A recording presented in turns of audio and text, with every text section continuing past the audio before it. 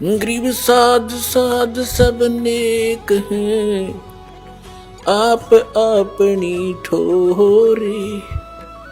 जो सतलोक ले जावेंगे वो साधु कोई और।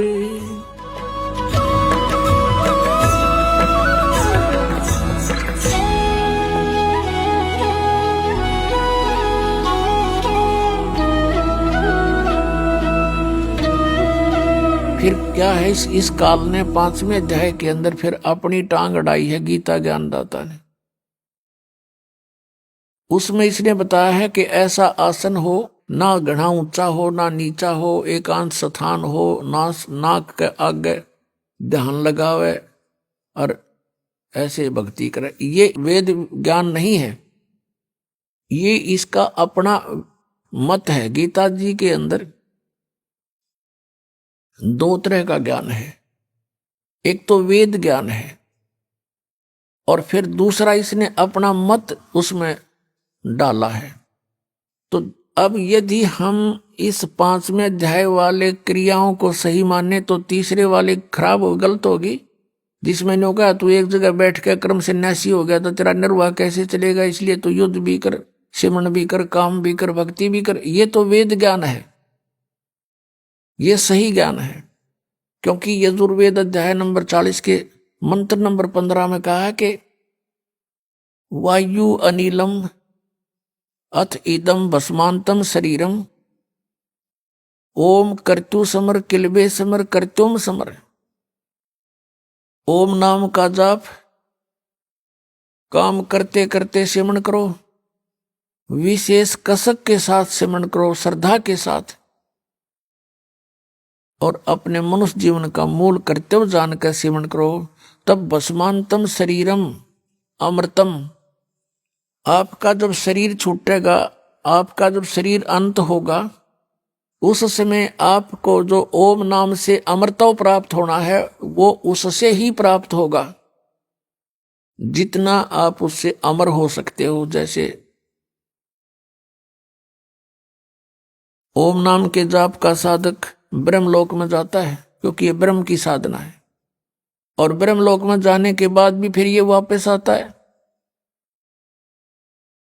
तो जितना समय इसका उस ओम के भक्ति की कमाई से होगा उतना समय ये महास्वर्ग में, ब्रह्मलोक में, वहां पर इसे नकली सतलोक, अलखलोक, अगमलोक, नामी लोक बना रखे हैं। तो वहां ये प्राणी अपना इतने समय तक ये जन्म मृत्यु से बच जाता है, लेकिन फिर भी जन्म मृत्यु होती है। कहने का भाव ये है कि श्रीमद् भगवत गीता अध्याय नंबर 8 के श्लोक नंबर 13 में ये गीता ज्ञान दाता वेद ज्ञान बता रहा है कि ओम इति एकाक्षरम ब्रह्म विहारन माम अनुस्मरण ये परियाति तदन देहम सयाति परमाम गतिम। मुझ ब्रह्म का एक ओम मंत्र है, एक ओम अक्षर है, बस नथिंग एल्स। इसका उच्चारण करता हुआ जो शरीर छोड़कर जाता है वो मेरे वाली इस ओम से मिलने वाली परम गति को प्राप्त होता है। 7वें अध्याय के 18वें श्लोक में कहा कि अर्जुन, ये उद्धार आत्माएं ज्ञानी आत्मा है तो उद्धार, लेकिन इनको तत्वदर्शी संत ना मिलने से ये मेरे वाली घटिया, मेरे वाली अनुत्तम गति में ही आश्रित हैं। क्योंकि ओम नाम के जाप से ब्रह्मलोक प्राप्ति होती है और ये ब्रह्म की साधना की परम गति है ब्रह्मलोक प्राप्ति। और वहां गए प्राणी भी फिर जन्म मृत्यु में आते हैं। गीता ज्ञानदाता 4थे अध्याय के 5वें श्लोक में और 9वें श्लोक में, दूसरे अध्याय के 12वें श्लोक में, 10वें अध्याय के दूसरे श्लोक में गीता के अंदर गीता ज्ञानदाता कहता, अर्जुन तेरे और मेरे बहुत जन्म हो चुके, तू नहीं जानता मैं जानता हूं। इससे सिद्ध है कि ओम नाम का जाप करने वाले जो ब्रह्म पुजारी हैं उनकी भी जन्म मृत्यु और इनके भगवान की भी जन्म मृत्यु सदा बनी रहती है। तो जब तक जन्म मृत्यु है जीव सुखी नहीं हो सकता।